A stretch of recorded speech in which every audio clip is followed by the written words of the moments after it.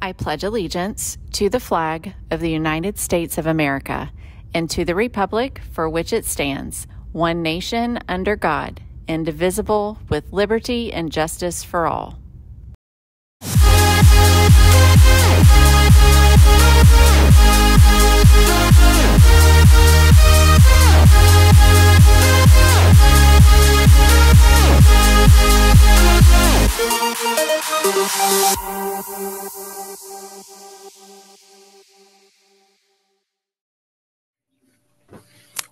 Good morning, Brahmins. It is Wednesday. Welcome back. Just a few reminders. Friday is pink out. Don't forget to wear all of your pink clothes.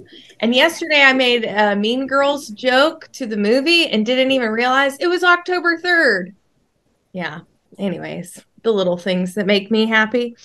Deputy Feldman wanted me to just announce and remind, there should be a slide somewhere on this that Miss Box has put on, but the Public Safety Leadership Cadets, there is an open house for that at the Sheriff's Office from 5 to 7 p.m. today and tomorrow. If you're interested, stop by the Sheriff's Office so that you can just get information, sign up. All of that information, again, is at 5 to 7 p.m. today and tomorrow. Homecoming is quickly approaching. Don't forget to check your emails if you're involved in homecoming at any point, float building, etc. You need to make sure that you're checking those emails. That's how they get all that information out. But also look at the dress days on the parent newsletter. Get prepared. Be prideful here. Let's have some fun. And then last but not least, again, PSAT and SAT is next Wednesday. Teachers, don't forget, if you're watching this and you haven't seen me, come down during your plan. And I'm going to train you on all things PSAT, and be patient because it's fun. That's all I got. All right. Good morning, Brahmins. First, I just want to say congratulations to the Brahmin swim team for their outstanding performance on their swimming senior night last night. We celebrated and honored seniors Lily Maxwell, Marlene Huerta, Anaí Bustos, Aiden Scoff, Logan Rooks, Jacob Walters, and Jackson Walters. Your achievement truly shone on this special evening. They had a memorable and successful final home meet. Swimmers like them contribute significantly to the team's success, and their hard work and dedication are commendable. So here's to their achievement and bright futures ahead for the Brahmin swim team. Thank you. And I was really lucky to get to go and watch last night, and it was very nice. Brahmins really dominated last night. Great job. Today we have a couple of exciting events. We have our JV football game taking place in Sebring at 6 and a volleyball game scheduled at Lake Placid at 6. Don't forget, tomorrow is our much anticipated, not tomorrow, Friday, pink out game against Immokalee at 7:30. So deck yourself out in pink and help raise cancer awareness and show your support for our varsity football team. Let's come together to wish our fellow Brahmin athletes the best of luck, and we hope to see you there on Friday. Don't forget ID, ticket, spigot, the whole spiel that you hear every week. Have a great day. Oh, so much pink out fun coming up. So today, guess what? There are 8 days left in the first quarter. 8 school days. Did you know that 8 is my favorite number? Did you know why? Because if you turn it sideways, it looks like an infinity symbol. And I'm a math girl. But you do not have an infinite amount of time to get your zeros taken care of. Now, people. Okay, it is crunch time. I have parents emailing me, copying me on emails they're sending teachers. That's a great thing. I'm glad your parents are out there getting after you too. Get those things done. You do not have time to waste. And once those grades finalize, October 13th, that's it. There's no going back and changing the first quarter. So if you put yourself in a little bit of a hole, you got to dig out of it second 9 weeks, and that makes for a challenging time. So get those zeros taken care of right now. Like I said, pink out on Friday. Miss Kid and I, we will be decked out. So I'm expecting, just to see a little pink cushion out there with the freshmen. So get yourself and get ready.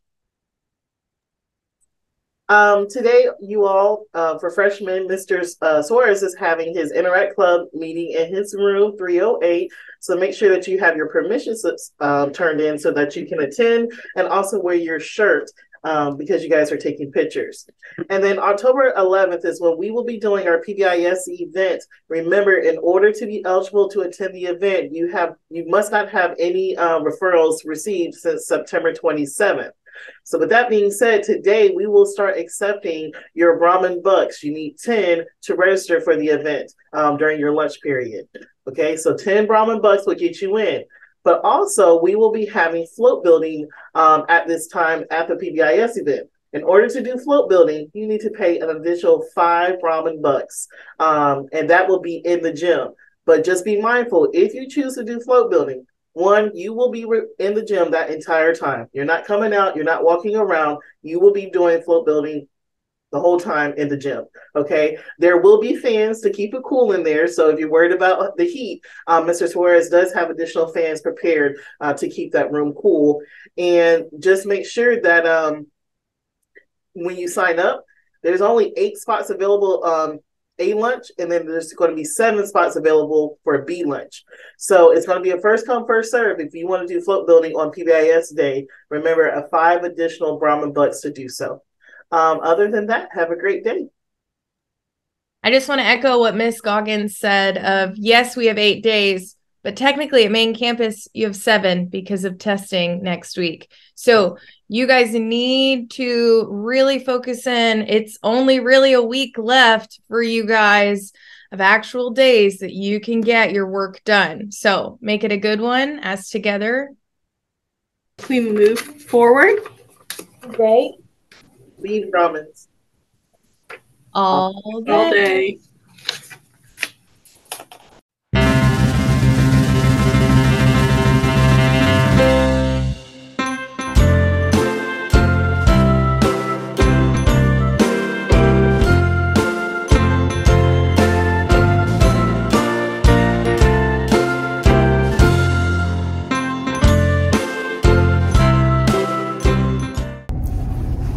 Girls weightlifting will begin Monday, October 9th, 2:30 to 3:30 in the weight room. You need to have final forms completed and have a physical. Please see Ms. Tremer in room 6219 if you have any additional questions. Thank you.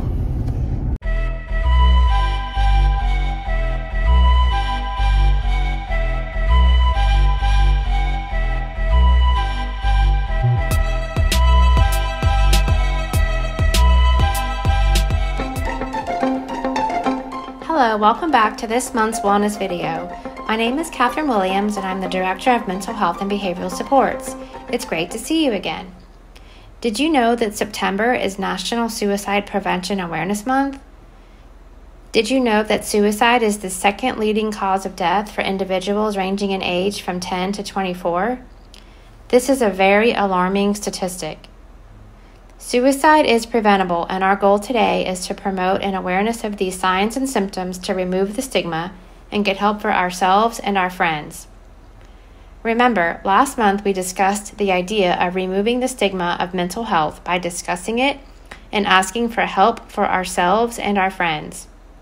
Are you ready to get started? Let's go. Let's review the ground rules that were established on the previous video. Our first ground rule is that we should all listen with an open mind. Second, we will avoid personal stories. We will also be supportive of each other. We will not tease or make fun of each other or anyone or anything that is said in class. We will listen when someone is speaking, and only one person will speak at a time. Our last and most important ground rule is that whatever is said in this room stays in this room. This is a safe place to speak and ask questions. What is said in this room should not be gossiped about later in the hallways or on social media. However, please know that we do want you to discuss with your parents or guardians the material that is presented in our videos. It is important to know that if a student discloses potential harmful behavior to self or others to an adult in the room, that adult is required by law to report this behavior. Now let's watch a video discussing mental health and its impact on youth.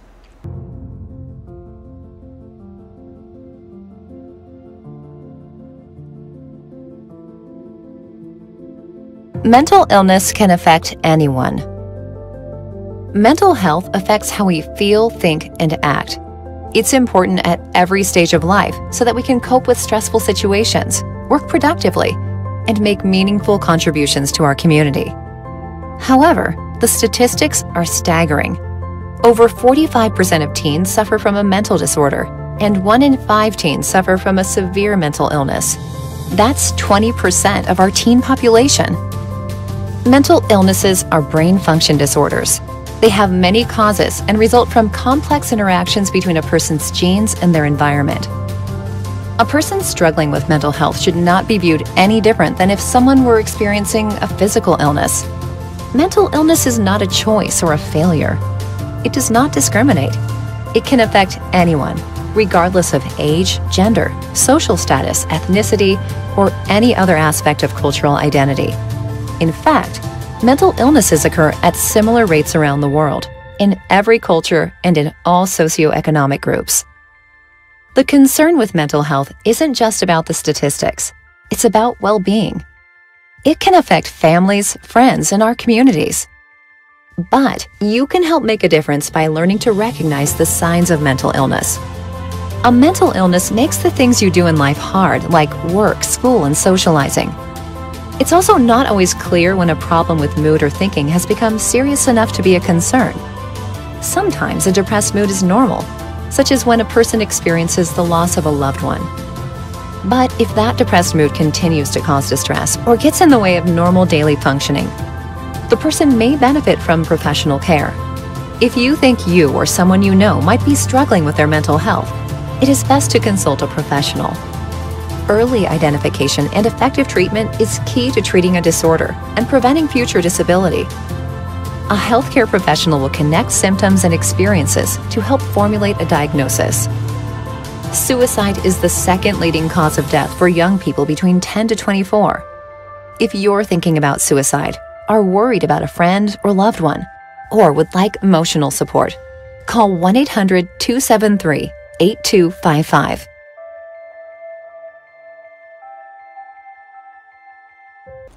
Today we're going to learn about the difference between a mental health challenge versus just having a bad day. We all experience challenges that may impact our feelings, emotions, and behaviors. Crying, feeling sad, becoming annoyed, frustrated, or even angry are all normal responses to life challenges and do not mean that you have a mental illness or a mental health concern. A person with a mental health challenge will experience significant and ongoing changes with their feelings, thinking, physical and emotional health, and behaviors that vary in severity but that affect a person's ability to function and carry out their daily activities. Mental health challenges can affect a person's thinking. Let's think about that for a moment. In what ways can someone be affected if they experience a mental health challenge? A mental health challenge affects an individual's thinking, emotional state, and behavior. Since a mental health challenge disrupts the person's ability to attend school, carry out daily activities, and engage in fulfilling relationships and friendships, mental health challenges impact our abilities to find happiness or even laugh. Do you know what the difference is between a sign and a symptom? A sign is something that you can see. It can be observed by people around you. You can see a person crying or even being aggressive. A symptom is something that's felt by the individual experiencing it. It may not be seen by others, so if someone feels isolated, rejected, or anxious, you may not be able to see it just by looking at them. In other words, a sign can often be seen while a symptom may just be felt. Let's give the students a chance to share what they know about signs and symptoms. Okay, does anyone know what some signs and symptoms are of mental health challenges? After your teacher pauses the video, discuss with your neighbor different signs and symptoms. Try to come up with at least 5 signs and symptoms. Teachers, please pause the video and allow students to brainstorm a list of signs and symptoms of mental health challenges. Thanks for participating. Some of the signs and symptoms that you may have listed were withdrawing from friends and family, feeling isolated, and a lack of motivation to complete tasks. Also, having difficulty focusing and remembering, as well as a lack of energy, are also signs and symptoms. Some examples that you may have thought of include experiencing a loss of interest in activities that were previously enjoyable, extreme feelings of sadness, irritability, or anxiousness.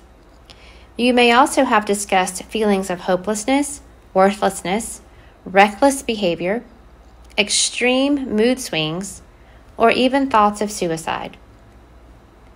Some suicidal warning signs can include suicidal threats, notes, plans, and/or social media posts.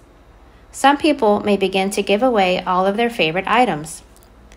There could be a preoccupation with death or noticeable changes in behavior, including sleeping, eating, or appearance. Other times, there may be extreme mood swings, including sudden, unexplained happiness or even withdrawal. Remember, there is always hope for you and others. If you or someone you know is experiencing any of these signs or symptoms of suicide, please go to a trusted adult at school or at home, such as a parent or guardian, teacher, school counselor, or SRO. There's a number to call if you need help. That number is on the screen, and it is 1-800-273-TALK, or 8255. There is also a new number for that same hotline, that is 988. You can call or text to 988. The option to text HOME, HOME, to 741-741 is still available too. Also, you can always call 211 if you just want to talk to someone, or 911. These hotlines and texting options are available 24 hours a day, 7 days a week. I think it's important to point out that sometimes a symptom, such as a lack of motivation or maybe even feeling a little isolated, may just be a sign of having a bad day. However, if you are having these symptoms over a long period of time, then this could be a sign that you may be having a mental health challenge. That reminds me of what the video was saying about how it impacts school, home, and relationships. We know that often when we are having difficulty with our ability to live, love, and laugh, that this may be a sign to get help for ourselves. It's okay to talk about it with others. Let's take a moment to review the information regarding signs and symptoms. Teachers, please pause the video to allow for student response. The signs and symptoms that we discussed are not all of the signs and symptoms that someone could be living with while experiencing a mental health challenge. But now that you know what signs and symptoms could look like, you can make a difference by reaching out to someone that you are concerned about, or you can reach out to help yourself. Remember that it's okay to talk about mental health. Talking about how you feel or asking a friend how they are feeling helps to reduce stigma. It allows people to get the help that they need.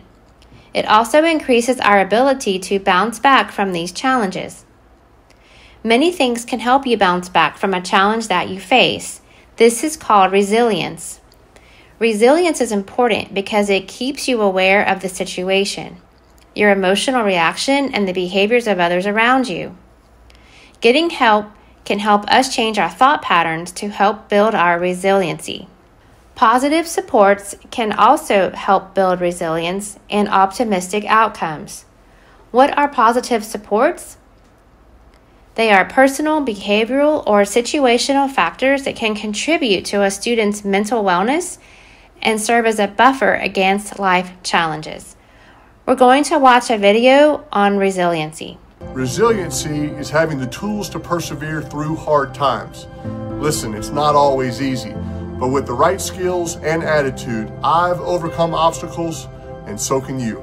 Resiliency and perseverance mean to me having the discipline to continue down the path that is not the most popular. Everyone who walks this earth will go through some type of adversity where you have to exercise being resilient. You're going to throw interception. You're going to fumble the ball. And if you're not resilient, if one mistake means the end of the world to you, you're never going to win. It's not always easy, but with the right skills, I've overcome a lot of obstacles, and so can you. you can get through it. You know how I know you can get through it? Because I was able to get through it. But the discipline to keep going, to see it through, that's perseverance. That's being resilient and finding a way to stay the course, keep the right attitude, even when all the odds are against you. To be a champion, you've got to say, you know what? Even if things are tough, even if I make a mistake, I can bounce back. Resiliency is having the tools to preserve through hard times. It's not always easy, but with the right skills, I've learned to overcome obstacles, and so can you. But know that what you're going through is to help someone else be resilient and persevere. So don't give up and stay the course. This clip discussed why it's important to learn coping skills and positive supports. Let's try to list several positive supports. Turn and talk with your neighbor to share what you would consider to be a positive support for you. What positive supports could help you handle a stressful situation or experience? Teachers, please pause the video and allow for students to make a list. Thanks for participating. Positive supports can include exercising and eating healthy, and having good sleeping habits. Having at least one caring adult can make a difference in our lives. Building a sense of connection within our communities or participating in school activities and events is also very helpful. Engage in positive self-talk like, I am enough, you've got this, and other encouraging thoughts. Using healthy coping skills, such as taking a deep breath, writing in journals, and doing activities that bring you joy is important. Taking care of your health can improve your personal health. Students, how can appropriate self-care help to promote your overall level of health? What can happen when we continuously work to improve our self-care? Teachers, please pause the video now and allow students a moment to turn and talk to discuss their responses. You may also want to allow several students to share their responses. By continuing to work each day, increasing your positive self-care, you're going to continue to build resilience, which will help result in improving your overall level of health. Our bodies are constantly a work in progress. Making a daily effort to improve your health will improve multiple aspects of your lives. In upcoming videos, we will further discuss the process of getting help for yourself and others. Now, let's practice emotional regulation by using our 5 senses.